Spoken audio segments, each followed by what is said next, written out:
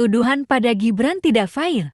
Ya karena ini kan kita sama-sama tahu Ya. siapapun yang dipilih oleh Pak Prabowo ini kan nggak langsung jadi, Nggak langsung duduk menjadi presiden Ya. dan wakil presiden, harus bertarung mengambil hati rakyat.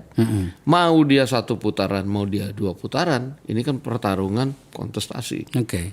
Nah ini kita juga bicara mengenai adu program, bicara juga mengenai kepiawaian dalam menghadapi audiens, Yeah. para pakar dan lain-lain. Yeah. Nah sehingga kalau kemudian, ya itu saya bilang yang nggak fairnya itu adalah bahwa dari awal, misalnya saya bukan karena condong atau gimana, tapi menurut saya nggak fair bahwa kemudian Mas Gibran ini sudah dihajar habis-habisan dari awal. Bahwa kemudian dibilang sebagai politik dinasti lah, sebagai apapun itu yang kemudian tidak mencerminkan unsur-unsur atau ini dalam demokrasi.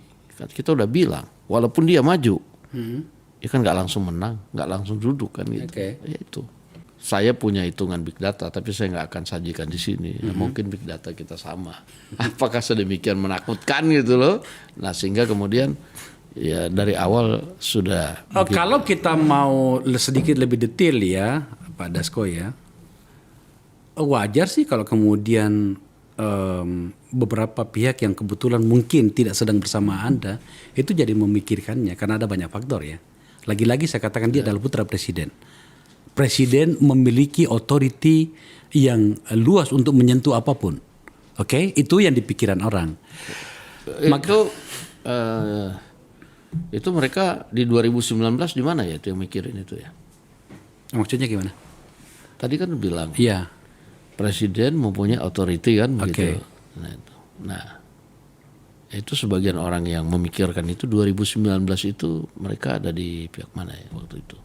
Saya paham maksud pertanyaan ini. Tapi kita kayaknya butuh 1 episode lagi untuk itu.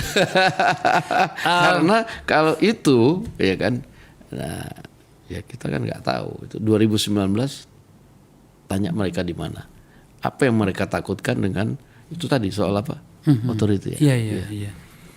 Artinya Anda ingin mengatakan bahwa sebenarnya pertanyaan ini tidak fair itu ditujukan kepada Anda hari ini, Karena atau kami- khususnya Pak Jokowi ya, karena Kami kan nggak ngalamin di 2019, belum pernah mengalami apa namanya kemudian berkoalisi dengan authority misalnya. kita atau kita maju 1 langkah, tidak mengalami dan mendapatkan fasilitas politik.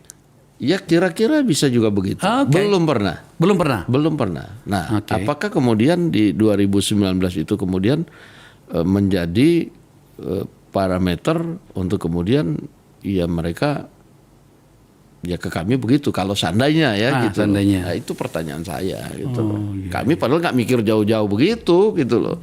Kami mikir ya gimana caranya maju kontestasi dengan enak-enak. Kita bagaimana pemilu damai, bagaimana setelahnya ya sudah siapa yang menang kita hargai lah.